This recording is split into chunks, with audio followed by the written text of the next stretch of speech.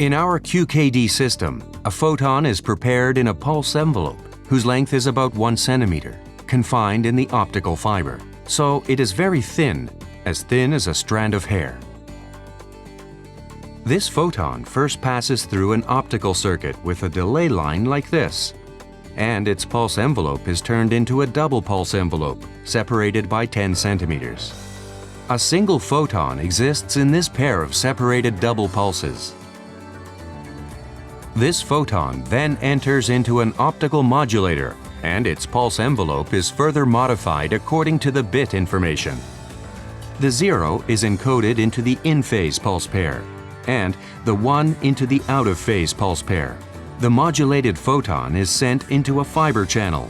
This pair format allows us to transmit photons over a longer distance, because two pulses experience the same disturbances in the fiber channel, and such disturbances can be cancelled out on the receiver side.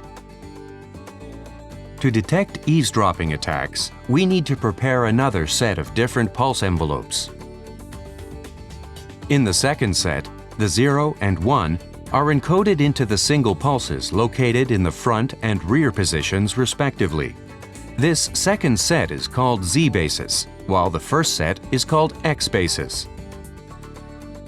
So, there are a total of 4 kinds of pulse envelopes: X0, X1, Z0, and Z1. They are randomly selected according to random number data, then imprinted into single photons, and finally transmitted into the channel. Thus, random number data are shared by Alice and Bob.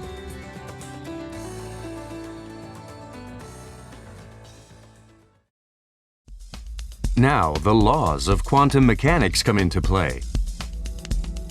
X basis and Z basis have non-zero overlap with each other. Photons in such overlapped pulses cannot be discriminated perfectly, even in principle.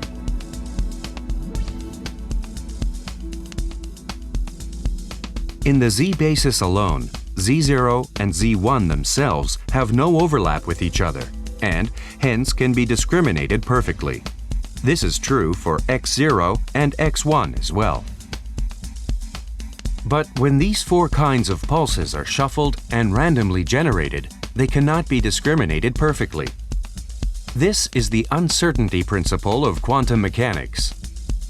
These overlapped photon pulses cannot be cloned without errors, and this effect is referred to as the no-cloning principle.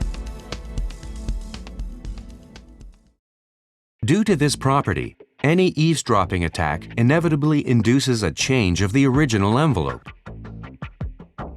Actually, an X basis pulse turns into a Z basis pulse, and vice versa. Alice and Bob can detect this change by comparing a part of transmitted and received bit signals, and can know how many bits may have been eavesdropped. So, they distill the secret keys by pruning a certain amount of shared bits by using the techniques of privacy amplification.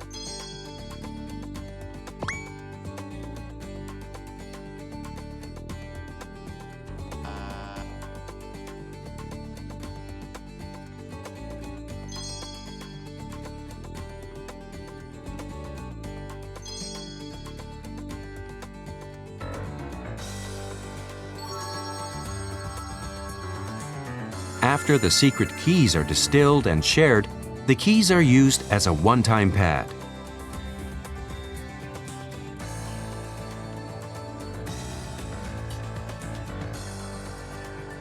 The combination of QKD and one-time pad represents the so-called quantum cryptographic system.